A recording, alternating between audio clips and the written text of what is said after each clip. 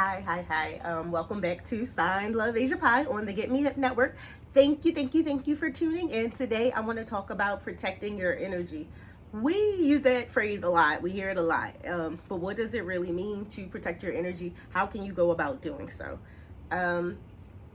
We interact with so many different media forms and people regularly, and they all have different energies of their own, and it's important not to take on those that you don't want. um, you might have friends who you talk to regularly that come to you with their problems and complaints, or just telling you about their life, and not necessarily complaining, but just like telling you things. And you have to be able to identify the things that are your issues, the things that you're willing to solve, and the things that you can solve, and really focus on what you can solve. Offer your solutions to your friends, but once it just begins to be too much to listen to someone else's issues, let them know that this is what I think you can do.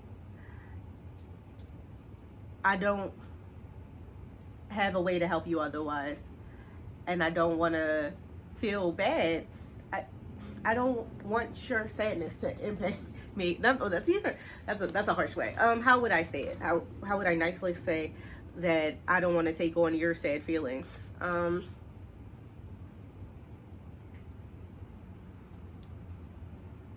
wish you the best in the situation. This is what I would do. I don't have the energy to talk about it anymore. That's gonna hurt some feelings, but you should probably worry. It really shouldn't hurt someone else's feelings, because people need to stop taking things so personally. We need to stop taking things so personally. You can be compassionate for other people and still protect your own energy. Empaths have it rough, because they just take on whatever is around them. And I don't personally consider myself an empath. I can have someone come into my space with negativity and not take that on. Sometimes it's more work, but it's definitely not as much as I know some of my friends have to do, because they are empaths and they just absorb other people's feelings. One thing you can do is keep certain crystals on you. There are two that I always have on me. They're black obsidian and selenite.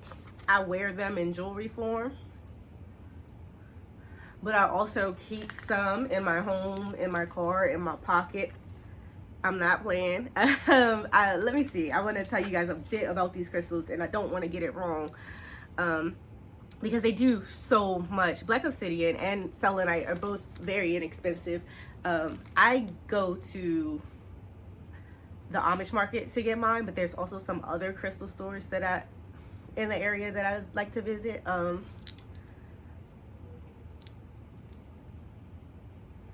They're on Amazon too, but the thing about crystals is I think you need to, when you're making a purchase, pick it up and feel it and decide which one is for you. If you feel nothing, put it back. It's not for you. So I do go in person to different places when I purchase my crystals. Let's see. Black obsidian is truth enhancing, a strongly protective stone. It forms a shield against negativity. It blocks psychic attack and absorbs negative energies from the environment. There's like a whole essay about black obsidian. I'm not going to read you the whole essay, but you get the point. It protects negative energies from getting to you. I keep this on me. This is a protective stone. And selenite. It can help offer you mental clarity and bring peace to your mind. We also know it to have protective properties to shield you from psychic interference. It has an ability to banish negative energies. It also has many healing properties that you can harness to help heal you and your body. But I specifically keep this on me just to protect myself from any negativity coming my way. And I feel at peace when I have the crystals with me. But, everybody's not for crystals and stuff. So another thing is sage. Sage has natural, healing properties. You can use it in food and drinks and everything, and it heals that way. But when you burn it in your space, you can clear your space of any negative energies that have come around you. I will ring a bell and I will awaken the spirits with or energies with that bell, and I will expel, like use my voice to expel any negative energies in the space. Tell all sadness, sorrow, depression, anger, anything bad to just leave. Anything that I think may have entered that space to just leave that is negative.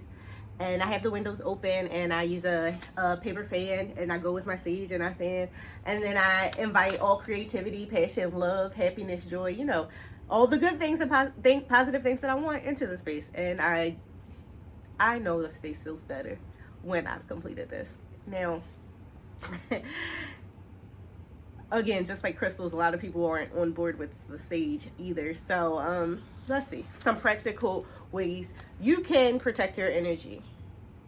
Do not watch too much dramatic television. Personally, I don't watch a lot of TV at all, but when I do watch TV, I choose cartoons, I choose comedy, things that are light, things that aren't going to get me too emotionally invested, because somebody crying on TV might have, if they, good enough actors make you feel how they feel, or make you feel how the movie's supposed to make you feel, and that's unnecessary energy invested into television for me. I don't work in the television industry, so watching these things is not the escape that I need.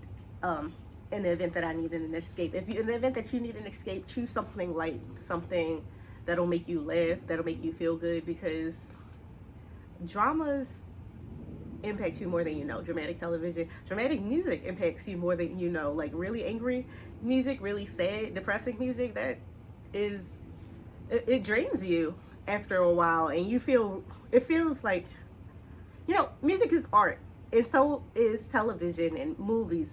So it's amazing and it's great, but it's draining. So careful what you listen to, careful what you watch, careful what you take in, careful what you read. When it comes to news, I keep tabs on everything that I need to for work purposes, but I don't get too wrapped up in what's the news and the media, what's being said on television, because that's sensational and very much so draining, just as much as a TV show. So I stay away from that.